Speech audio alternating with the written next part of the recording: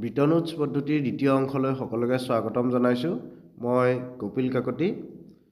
আমি আগৰ অধ্যায়ত ইতিমধ্যে গম পাইছোঁ যে আমেৰিকা যুক্তৰাষ্ট্ৰই কিদৰে সমগ্ৰ পৃথিৱীৰ ভিতৰতে দপদপনি চলাবলৈ আৰম্ভ কৰিছিল আৰু ইয়াৰ মূল কাৰণ আছিল দ্বিতীয় বিশ্বযুদ্ধ আৰু দ্বিতীয় বিশ্বযুদ্ধৰ পিছত সংঘটিত হোৱা ব্ৰিটনুটছ পদ্ধতি। আমেৰিকাই গম পাইছিল যে যুদ্ধ যদিও এটা আমেৰিকা যুক্তৰাষ্ট্ৰৰ কাৰণে এটা ভাল ব্যৱসায়, কাৰণ ইয়াৰ জৰিয়তে তেওঁলোকৰ অস্ত্ৰ সৰবৰাহ বৃদ্ধি কৰিব পাৰিছিল, অস্ত্ৰৰ উৎপাদন বৃদ্ধি কৰিব পাৰিছিল, সাজ পোছাকৰ পৰা আৰম্ভ কৰি প্ৰযুক্তি কৌশলৰ উৎপাদন বৃদ্ধি কৰিব পাৰিছিল আৰু যিসমূহ যুদ্ধবিধ্বস্ত দেশসমূহৰ ওচৰত বিক্ৰী কৰিছিল। গতিকে যুদ্ধ চলি থকা সময়ত আমেৰিকা যুক্তৰাষ্ট্ৰৰ উৎপাদন ক্ষেত্ৰতো যথেষ্ট উদ্গতি লাভ কৰিছিল। গতিকে তেওঁলোকৰ এটা ডাঙৰ চিন্তা আহি পৰিছিল যে বিশ্বযুদ্ধৰ পিছত তেওঁলোকৰ সেই উন্নত অৰ্থনীতি কিদৰে বাহাল থাকিব। তাৰ বাবে তেওঁলোকে আমেৰিকাৰ যি ডলাৰ, আমেৰিকান ডলাৰক পৃথিৱীৰ দেশসমূহৰ ব্যৱহাৰৰ বাবে আগবঢ়াই দিছিল আৰু ইণ্টাৰনেশ্যনেল ৰিজাৰ্ভ কাৰেঞ্চি হিচাপে আমেৰিকান ডলাৰক স্বীকৃতি দিয়া হৈছিল। সেইসমূহ ইতিমধ্যে আমি আগৰ ভিডিঅ'ত পাই আহিছোঁ। এতিয়া আমি ভালদৰে জানিব লাগিব ব্ৰিটনুটছ পদ্ধতিটোত কি বৈশিষ্ট্য তাত সোমাই আছে। ইয়াৰে প্ৰথম বৈশিষ্ট্যটো হৈছে যে সকলো দেশে সোণৰ জৰিয়তে লেনদেন কৰিব নোৱাৰে। দুখন দেশে যদি কোনো বস্তুৰ লেনদেন কৰে তেন্তে তেওঁলোকে লেনদেন কৰিব লাগিব একমাত্ৰ আমেৰিকান ডলাৰৰ জৰিয়তেহে। সোণৰ জৰিয়তে লেনদেন কৰিব নোৱাৰিব। আমেৰিকাই সোণ নিজৰ দেশতে জমা কৰি থ'ব আৰু যিমান সোণ জমা কৰিব আমেৰিকা যুক্তৰাষ্ট্ৰই সিমান পৰিমাণৰ আমেৰিকান ডলাৰ উৎপাদন কৰিব। অৰ্থাৎ আমেৰিকান ডলাৰ সিমানখিনি প্ৰডাকশ্যন হ'ব যিমানখিনি আমেৰিকা যুক্তৰাষ্ট্ৰত সোণ মজুত থাকিব। গতিকে সোণৰ লগৰ যি হিচাপ নিকাচ সেয়া কেৱল আমেৰিকা যুক্তৰাষ্ট্ৰৰ হাততহে থাকিব। অন্য দেশে সোণৰ জৰিয়তে লেনদেন কৰাৰ কোনো প্ৰয়োজন নাথাকে। কেৱল আমেৰিকান ডলাৰৰ জৰিয়তে লেনদেন কৰিলেই সুবিধা হ'ব। আৰু ইয়াৰ জৰিয়তে দেশসমূহৰ মাজত এটা সুবিধা আহিও পৰিছিল যে তেওঁলোকে আন্তঃৰাষ্ট্ৰীয় লেনদেনৰ ক্ষেত্ৰত যি অনিশ্চয়তা দেখা দিছিল, অৰ্থনৈতিক অস্থিৰতাই দেখা দিছিল, আৰু যি ক্ষতিশংকাৰ দেখা দিছিল সেইবিলাক নাইকিয়া হ'ল আমেৰিকা যুক্তৰাষ্ট্ৰৰ আমেৰিকান যি ডলাৰ সেই ডলাৰৰ জৰিয়তে। কাৰণ আমেৰিকান ডলাৰে এটা সুন্দৰ পাৰফৰ্মেঞ্চ পৃথিৱীৰ আগত দেখুৱাইছিল, যাৰ জৰিয়তে সকলোৱে আমেৰিকান ডলাৰক ইণ্টাৰনেশ্যনেল ৰিজাৰ্ভ কাৰেঞ্চি হিচাপে ব্যৱহাৰ কৰিবলৈ আগবাঢ়ি গৈছিল। ব্ৰিটনুটছ পদ্ধতিৰ জৰিয়তে আন্তঃৰাষ্ট্ৰীয় লেনদেনৰ যি পদ্ধতি পৃথিৱীৰ আগত আগবঢ়োৱা হৈছে তাক স্থিৰ বিনিময় পদ্ধতি বুলিও কোৱা হয়। এইকাৰণে কোৱা হয় যে আমেৰিকাৰ ডলাৰৰ ভিত্তিতেই সকলো দেশে নিজৰ দেশৰ মুদ্ৰাৰ যি কাৰেঞ্চি তাৰ মূল্য নিৰ্ধাৰণ কৰিব লাগিব, ফিক্স কৰিব লাগিব, আৰু যাক কোৱা হয় পাৰ ভেলু।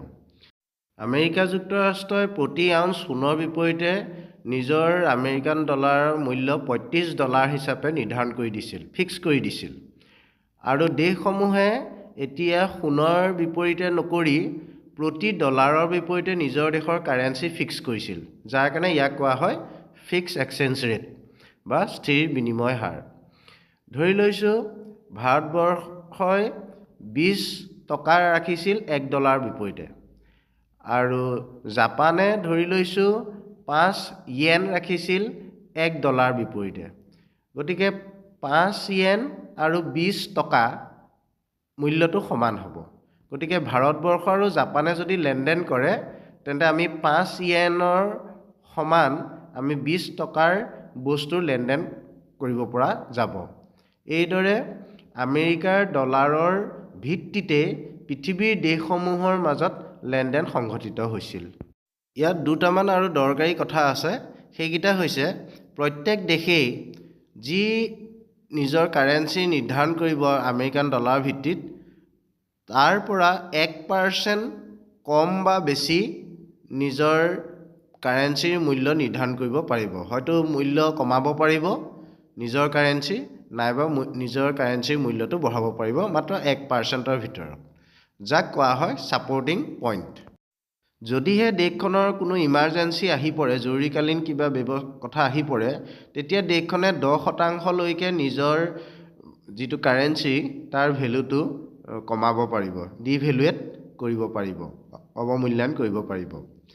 আৰু যদি তাতকৈ বেছি ডিভেলুৱেট কৰিবলগীয়া হয় তেন্তে IMFৰ পৰা, আন্তঃৰাষ্ট্ৰীয় মুদ্ৰানিধিৰ পৰা আগতীয়া অনুমতি ল'ব লাগিব। ব্ৰিটন উডছ পদ্ধতিয়ে পৃথিৱীৰ দেশসমূহক যথেষ্ট লাভান্বিতও কৰিছিল। ইয়াৰে ভিতৰত ক'ব লাগিব, পৃথিৱীত যুদ্ধৰ পিছত যিহেতু সোণৰ যথেষ্ট অভাৱ দেখা দিছিল, গতিকে আমেৰিকান ডলাৰে সোণৰ বিকল্প হিচাপে দেশসমূহক সহায় আগবঢ়াইছিল। দ্বিতীয়তে, সকলো দেশে যিহেতু লেনদেন এতিয়া সোণৰ বিপৰীতে নকৰি যিকোনো বস্তুৰ লেনদেন আমেৰিকান ডলাৰৰ ভিত্তিতেই কৰিবলৈ ধৰিলে, গতিকে আমেৰিকান ডলাৰ দেশসমূহে পাবৰ বাবে, আঁকোৱালি ল'বৰ বাবে যত্ন কৰিলে, যাৰ ফলত আমেৰিকান ডলাৰ ৰখাৰ বাবে দেশসমূহে আনকি ইণ্টাৰেষ্টটো লাভ কৰিলে। তৃতীয়তে, সোণৰ যিহেতু এটা অভাৱ ঘটিছিল, আমি ইতিমধ্যে কৈছোঁৱেই, গতিকে সোণৰ ওপৰত ভিত্তি কৰিয়ে আগৰ দিনত বা আজিকালিও সকলো দেশৰে কাৰেঞ্চিৰ মূল্যটো নিৰ্ধাৰণ কৰা হৈছিল। দেশৰ যি মুদ্ৰাৰ মূল্য সেইটো সোণৰ ওপৰত ভিত্তি কৰি কৰা হৈছিল।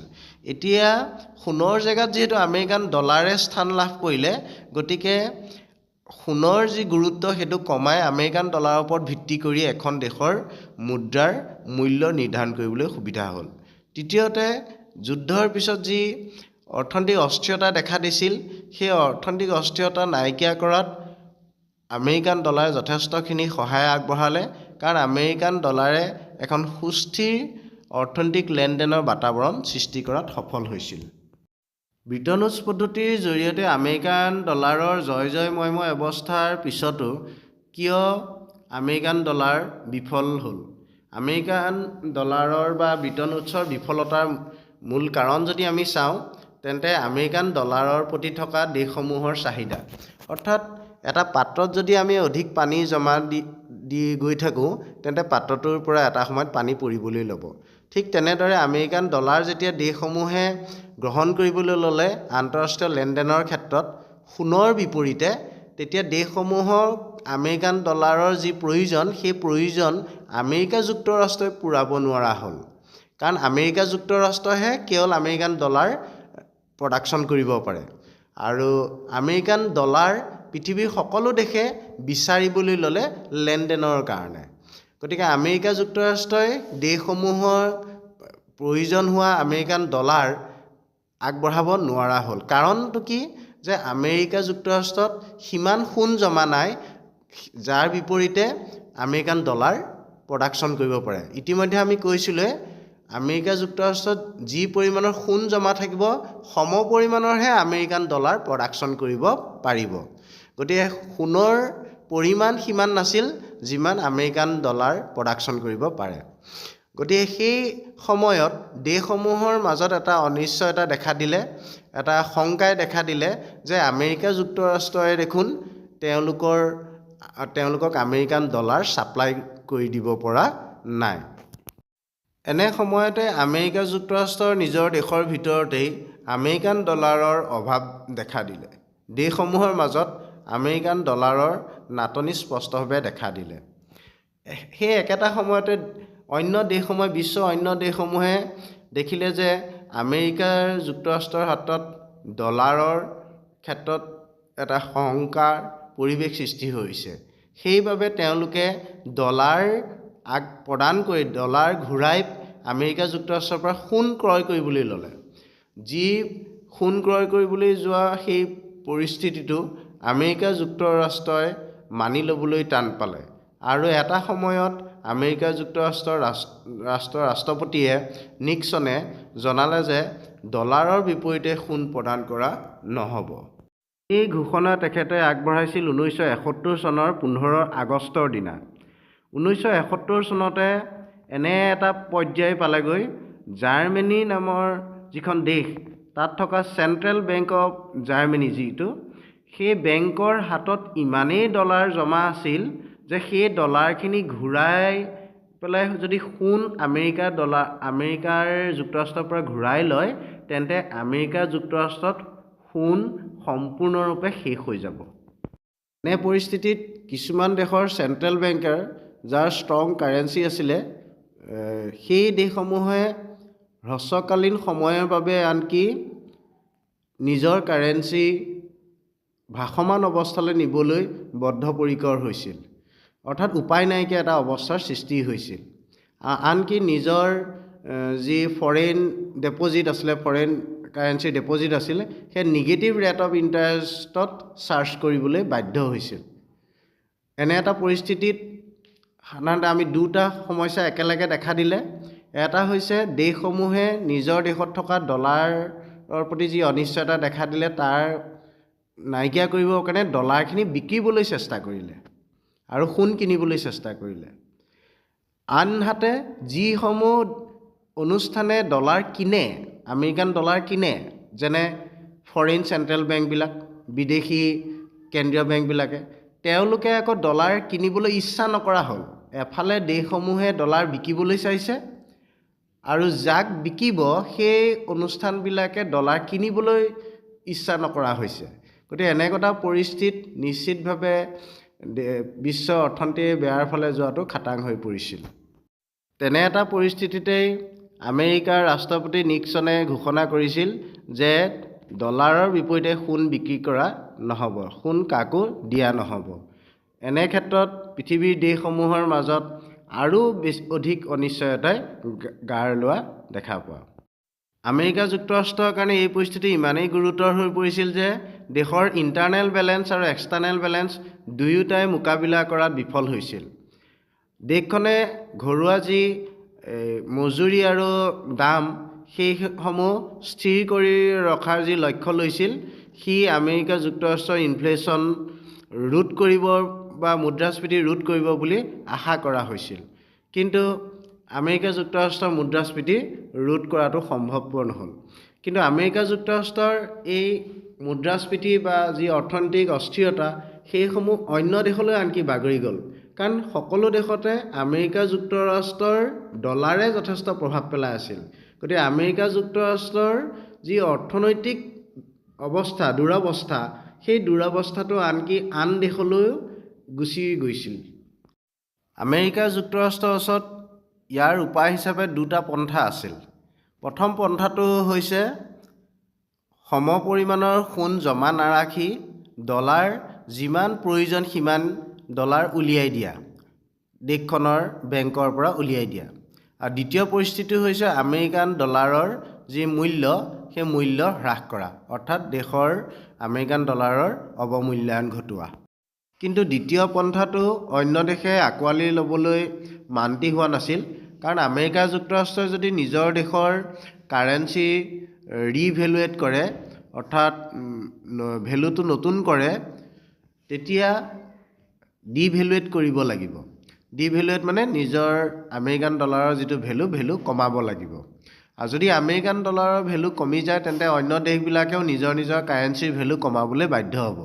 কাৰণ সকলো দেশে নিজৰ কাৰেঞ্চিৰ ভেলু আমেৰিকাৰ ডলাৰৰ ওপৰত ভিত্তি কৰিয়ে তৈয়াৰ কৰিছিল।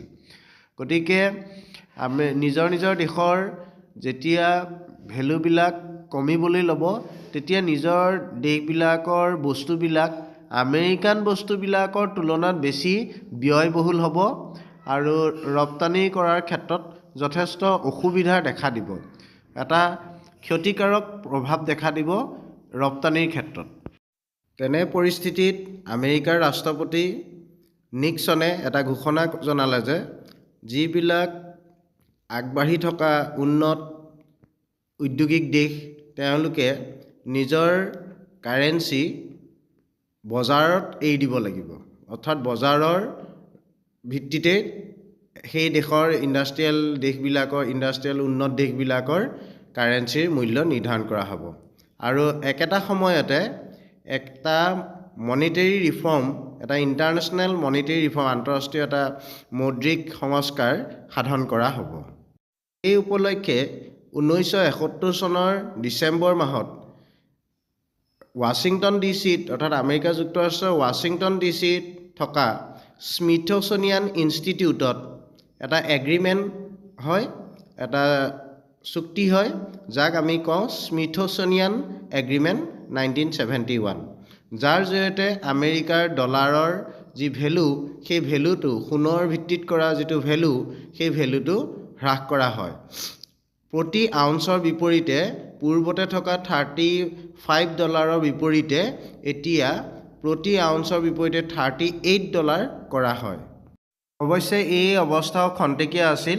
1973 চনৰ ফেব্ৰুৱাৰী মাহত আমেৰিকাৰ ৰাষ্ট্ৰপতি নিক্সনৰ এক ঘোষণাক্ৰমে প্ৰতি আউন্স সোণৰ বিপৰীতে আমেৰিকাৰ ডলাৰ $38 বিপৰীতে $42.22 অৱনমিত কৰা হয়। ইয়াৰ লগে লগেই ব্ৰিটন উডছ পদ্ধতিৰ বিফলতা আৰু অৱসান আমি দেখিবলৈ পাওঁ। এইখিনিতে এটা কথা ক'ব লাগিব, বহুতো অৰ্থনীতিবিদে ক'ব বিচাৰে যে আমেৰিকাৰ যি ব্ৰিটন উডছ ছিষ্টেম পদ্ধতি আৰম্ভ কৰিছিল, সেই ব্ৰিটন উডছ পদ্ধতিৰ অৱসানৰ কাৰণ 1971 চনৰ বহু বছৰ আগৰ পৰাই আৰম্ভ হৈছিল। তাৰ উদাহৰণ হিচাপে তেওঁলোকে ক'ব বিচাৰে যে আমেৰিকাৰ যুক্তৰাষ্ট্ৰই আমেৰিকাৰ ডলাৰটোক যি আমেৰিকান ডলাৰৰ ব্যৱহাৰ যথেষ্ট বৃদ্ধি পাইছিল দেশৰ ভিতৰে বাহিৰে। তো আমেৰিকা যুক্তৰাষ্ট্ৰই ইণ্টাৰনেল বেলেঞ্চ আৰু এক্সটাৰ্নেল বেলেঞ্চ দুয়োটাই মেইনটেইন কৰিবলগীয়া হৈছিল আমেৰিকান ডলাৰৰ ক্ষেত্ৰত, আৰু ই অভাৰ এক্সপানশ্যন হৈছিল, যাৰ বাবে সেই আমেৰিকান ডলাৰৰ ডিভেলুৱেশ্যন কৰাটো জৰুৰী হৈ পৰিছিল। অন্য দেশে যদিও নিজৰ কাৰেঞ্চি ডিভেলুৱেট কৰিব বিচৰা নাছিল, অৱমূল্যায়ন কৰিব বিচৰা নাছিল, কিন্তু নিজৰ দেশৰ কাৰেঞ্চিক ফিক্স এক্সচেঞ্জ ৰেটৰ ভিতৰত ৰাখিবৰ বাবে আমেৰিকাৰ যি ডিভেলুৱেশ্যন নীতি, অৱমূল্যায়ন নীতি, সেই দেশসমূহে নিজৰ দেশলৈ আমদানি কৰাৰ নিচিনা হ'ল। অৰ্থাৎ আমেৰিকা যুক্তৰাষ্ট্ৰৰ যিটো নীতি, সেই নীতিটো অন্য দেশবিলাকে আঁকোৱালি ল'বলৈ বাধ্য হ'ল। লগে লগে সেই দেশবিলাকতো এটা অস্থিৰতাই দেখা দিলে। অৱশেষত ব্ৰিটন উডছ পদ্ধতি পৃথিৱীৰ ইতিহাসৰ পৰা অৱসান হোৱাটো নিশ্চিত হৈ পৰিল। আমেৰিকা যুক্তৰাষ্ট্ৰই যি জনকল্যাণমুখী, অৰ্থাৎ অন্য দেশবিলাকৰ উন্নতিৰ অৰ্থে চিন্তা কৰি যি ব্ৰিটন উডছ পদ্ধতি পৃথিৱীৰ ইতিহাসৰ চিনাকি কৰি দিছিল, সেই ব্ৰিটন উডছ পদ্ধতি নিজৰ দেশৰ মাজতে যি ইণ্টাৰনেল ইমবেলেঞ্চ দেখা দিলে, তাৰ ফলশ্ৰুতিত ই এটা সময়ত পৃথিৱীৰ ইতিহাসৰ পৰা নাইকিয়া হৈ গ'ল। তাৰ ভিতৰৰ এটা মূল কাৰণ আমি ক'ব লাগিব ভিয়েটনাম যুদ্ধ।